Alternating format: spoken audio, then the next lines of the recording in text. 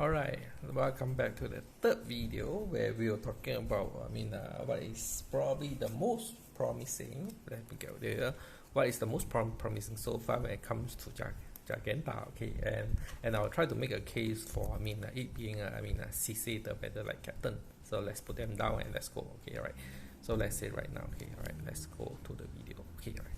So let's say right now it's turn 5, and you put, and you cast it on. Okay, right. Now very fine, then turn 6 or whatever turn is it. Let's say that you don't have a land drop, too bad, really bad, but never mind, let's go. Okay, let's say we spend the 3 mana, we cast Captain CC. Alright, Jegantha doesn't really have a summoning sickness anymore, so let's see what can happen. Alright, so your opponent might not like either one of them, and they might want to point a removal on Jegantha or Captain CC.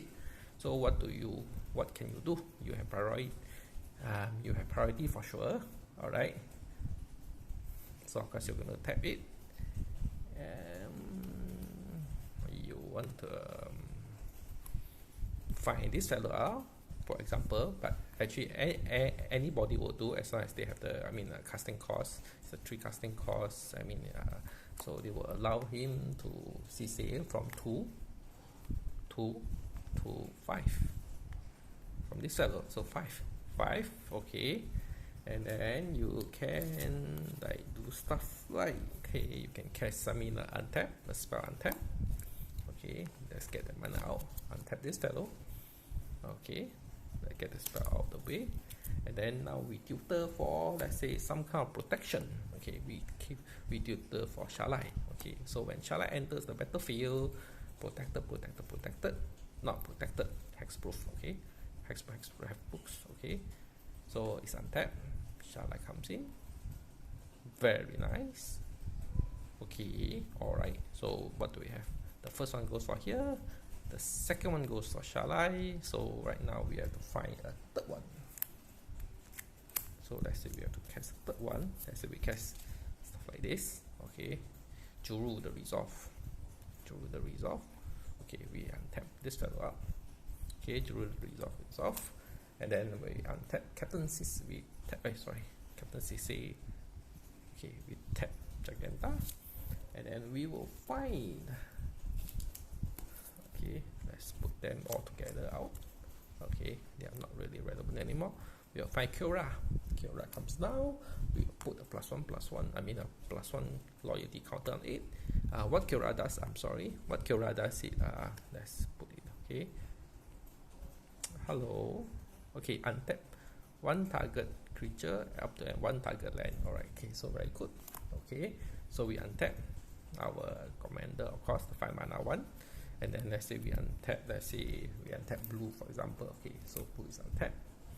Alright, very good. So what do we have next? Alright, so next up, depending on your situation, you want to get greedy, I hope. Okay, you tap this fellow. Alright, to activate this one, and you get something greedy like Teferi's Insight. Okay, which lets you double cut draw. Alright, so let's put it down, you get double cut draw. Alright, okay, and then you spend 1 more mana, and you cast untap. We as well to untap him again. So up to now we are using just 3. Okay, we are untap 3. Okay, alright, so we untap with this one in line, and we have no mana left. So what can we get? So we tap 5, we activate CC again, so we get 4 Oath of the Fairy. Okay, you may activate loyalty of Planewalker twice rather than once. So when this one comes in, alright, you have Kyora. Okay, you activate Kyora once again to 6. You untap Jegantha, and then you untap whatever, let's say, planes you have. Okay, alright. Okay, alright, which will allow you to do more stuff. What more stuff are we talking about? Okay, so you tap Jegantha. Remember, you don't have a, okay, you tap Jegantha, and let's say that you look for something like, you want to get really greedy. You want to get like really greedy. Oh, I'm sorry. Okay, you get something like Darity. Okay, which will allow you to come down. I'm sorry, Darity. Alright, we just want the +2. Discard. Okay. Discard up to 2 cards, then draw that many cards. Okay, and then you of course you have then you tap out with this fellow. You draw 8 cards. You draw 4 cards. Then you discard 2 cards. Then you activate it once again. You draw another 4 cards. You discard another 2 cards. So basically, you just find all kind of junks that you don't really need. Okay, and then of course you are bound to get any of your lands. All right. Right now, then let's say you throw down your land drop. Let's go back to the battlefield. Oh my god. Okay, alright. So there's a lot of things. Let's say that whatever land drop you have, let's say that okay, alright. So let's put this way. Okay. Let me get my relevant card. I'm so sorry, we don't have the card yet. Okay. 6 minutes. Okay, so let's say we have this one. We untap again, Jegantha. Okay, just for example. Okay, alright, Jegantha again, and then right now you can even get more.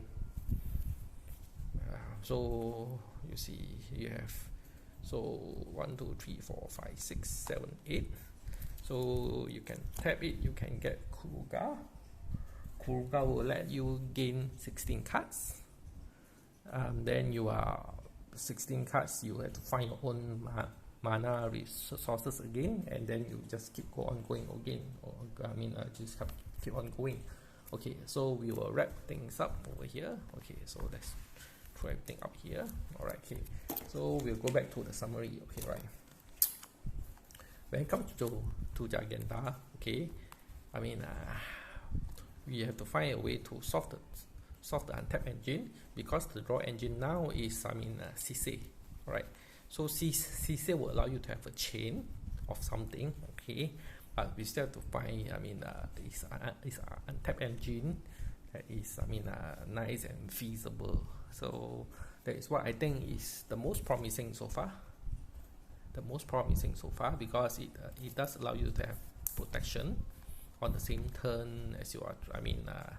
That was on the turn that you hard cast Sise, and you try to go off. Okay, alright. Sise is instant. You can fetch things. Creatures like Saleh. Shalai. You will do a lot of work. Okay, but we still have to think about is the untap engine. Okay, that is for the third video. Let's see if I can go for the fourth one.